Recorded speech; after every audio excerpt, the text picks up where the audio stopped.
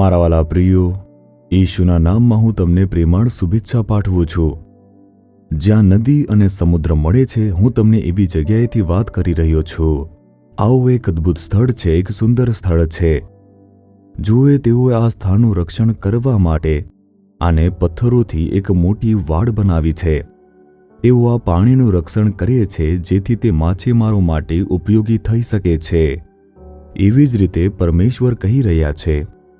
પહેલો યોહાન 5મો અધ્યાય તેની 18મી કલમ, ઈશ્વરથી જે જન્મ્યો છે તે તેને સંભાળે છે અને દુષ્ટ તેને સ્પર્શ કરતો નથી.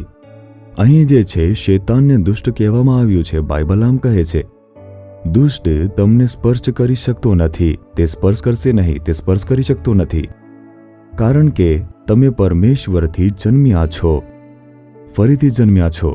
જ્યારે પોતાને ઈશુને સમર્પિત કરીએ છીએ અને તેમના રક્તથી શુદ્ધ થઈએ છીએ અને એક નવા વ્યક્તિ તરીકે જન્મ લઈએ છીએ, પ્રભુથી જન્મ લેવાનો અર્થ તે જ છે. તેનો અર્થ છે કે આપણે પાપથી પાછા ફર્યા છીએ અને આપણે જે છે ઉદ્ધાર મેળવ્યો છે. તેથી આપણે પરમેશ્વરથી જન્મ્યા છીએ, તેમના રક્તથી ધોવાઈ ગયા છીએ. દુષ્ટ આપણને સ્પર્શ કરશે નહીં. શૈતાન અથવા તો દુષ્ટ કોઈક રીતે તમને સ્પર્શ કરવાનો પ્રયાસ કરશે, કોઈ બીમારી લાવવાનો, સમસ્યા લાવવાનો અથવા તમારા ઉપર સંઘર્ષ કરશે, તમને નબળા કરવાનો, નિરાશ કરવાનો, તમારા નોકરીમાં, પરિવારમાં મુશ્કેલી ઊભી કરવાનો પ્રયાસ કરશે. ભલે તે દુષ્ટ કરવા માટે આવી શકે છે, દુષ્ટ સ્પર્શી શકશે નહીં, કારણ કે તમે તમારા દ્વારા સુરક્ષિત છો. આપણે પોતાની જાતને કેવી રીતે સુરક્ષિત રાખીએ છીએ? આપણે ઈશુના રક્ત દ્વારા સમર્પિત થવું પડશે.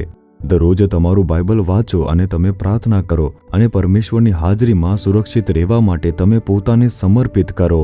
તો પછી શૈતાનનું કોઈ પણ દુષ્ટ કાર્ય આપણને સ્પર્શી શકશે નહીં.